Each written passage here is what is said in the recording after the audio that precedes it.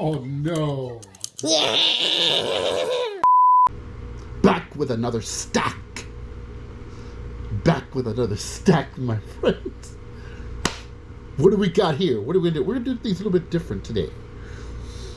Instead of talking regular flippity floppity comics, we're gonna talk mini comics. And I wanted to start with the tiniest. Well, these aren't the tiniest ones, if you can believe it. This isn't these are not the tiniest comics I have, but I wanted to show these off because they're very small, and a couple of these are iconic, right?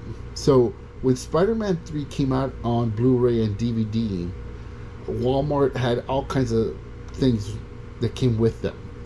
This, in fact, this is the DVD version, had like a lenticular type thing, right?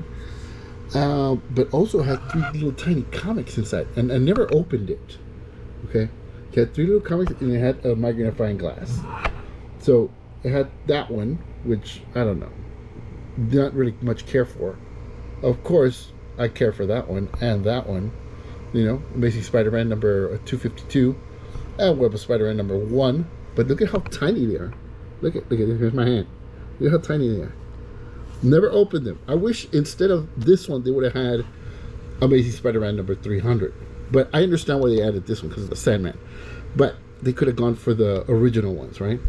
But anyway, I just wanted to show off these. Now, it's not a fascination, but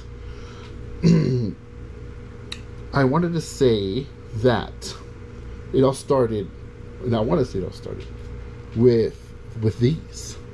Okay. With these. Okay. The little comics that came with the action figures were for He-Man. So I have a stack. It's a stack. Back with another stack. Like I said, you know what time it is? It's comic time. Mini comic time. Okay, so let's take a look at these. So my fascination, and I guess it all stems from Masters of the Universe. You go by and you buy the action figure, and right in the back of the action figure is a small comic, which is indeed exactly what it is. Now, of course, these are not the original ones that I had when I was a kid, but I've been trying to look for them at flea markets and things like that. And over the years, they've been going up and up in price. And also, the new figures or the reissue figures that are out now, they have reprints or updated versions of these little small books. But man, look at this. It's like the artwork is incredible, phenomenal, I love it. Look at that. So I have a number of these, and I remember a few years ago I had bought a bunch of them, right? And I don't know where they're at. But my fascination for these, they just started when this happened, right? When these came out. So this is, I believe, is the Many Faces one. Many Faces. Okay. And then I have this one. It's He-Man versus Geldor, the secret liquid of life. Whoo, so many jokes. But I love the artwork, man. Look at this, right? There was a few of these that were my favorite. Here's the Menace of Trapjaw, one of my favorite characters. I love Skeletor. But let me put these down here so I can show you guys the artwork. I don't know if they were done by the same person, but this is fantastic, man. I love it. And then I just, that they're tiny versions, tiny comics, and you're a kid, you want to put them in your pocket or take them in your lunchbox or your backpack and, read them and stuff. And these are legit books, legit comics, just printed in smaller fashion. Dark Horse, I believe, no. Dark Horse had put out a compendium or an omnibus with all I think there's like a 1,000 pages or 1,000 pages of all of the mini comic books, the old ones, the new ones. But like I said before, they're also, they're in paperback form, and also there's in digital form. These are cool, man. So this is the Trapjaw one. This is the Claw, was his name Clawful? I'm not sure. The Clash of Arms, it says. I don't know. I don't know who this is, but I guess it's the crab guy and the fist guy. Right. So there's that one. Spike or Strikes. Right. So yeah, I've been finding these at the flea markets and stuff, and they've been going up in price. And a lot of these I'd paid for like $5 each or a little less, but still, the double-edged sword. Look at that. Isn't that cool? Okay. And then here's oh yeah, when the Evil Horde came out, Mantena and the menace of the Evil Horde. Got He-Man. And then here's Grizzlor. Grizzlor. The legend comes alive. Fantastic. He-Man and the insect people. You know, I think even the vehicles had comics too. The Battle of Roboto. Oh, he was one of my favorite characters. He was so cool. Right. Here's another one. The Obelisk. Here's also a She-Ra one. The story of She-Ra. Awesome. Here's another one. This is the Mosquitor one. Mosquitor, I think that's the name. Horde Plague. It's Hordak. Okay. Dimensional Dooms. I think these are the reprints. They're too clean and too nice looking. This is I know this is, in fact, this is a reprint because this came with the reissue of, what's this guy named? Leech. And I remember the original cover was awesome. I love the artwork. But yeah, these are too clean now, man. Too clean. Okay, this is a original, right?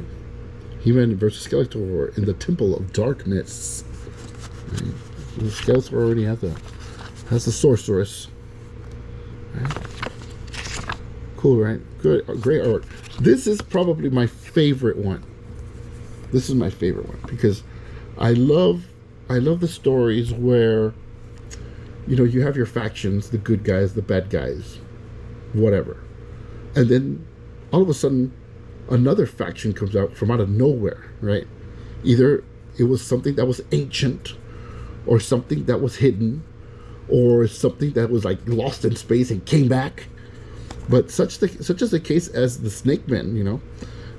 They just, you know, came back because they were, I believe they were in Eternia before everything. But I love this cover. Look at this cover, and this is the one that came from the king, the Snake Man King. I forget what his name was, but look at this artwork. Isn't that great? But he would be disguised right there, but when he would like shed his skin, he comes out like a huge snake, right? And he had his team, of course, and yeah, there he is, right here. There's his team right there. You see that? Cool, right? There he is. And then Skeletor would always say, "Oh yes, they're my friends," and then they betray him. Here's another one. The Magic Stealer. I don't know which one that is. I don't know if it's exactly highlighting any of the major characters or a character. And then this is the one of this is one of my brother's favorite, Modulok. He was so cool. He made a lot of different pieces. You can assemble them and form them in different ways, but that is his original form. Right. Right. Cool, man. Cool artwork. Anyway, I didn't want to spend my time on He-Man. This is the small stick that I have, but I wanted to also show you guys. There was also, back in the day, these. These are reprints too of the Amazing Spider-Man. You know, and you know, they were the reprints. You know, and I love these. You know, because again, they were small and stuff. And again, you know, I had these when I was a kid, but a few years ago I had come upon a stack. Yeah, back with another stack. You know what time it is, and you know, and it's just to kind of have them. You know, it's really cool, man, because you can read them again and just have them in your possession, and you know, just reminds me when I was a kid. I remember seeing these in the they're at the cash register at the grocery store. You know, there's another one. The Amazing Spider-Man. Three big Spidey tales in this issue, featuring Electro, Chameleon, and the Kangaroo. And they had the covers in the front and the back. Back with another stack. Like I said, you know what time it is? It's comic time.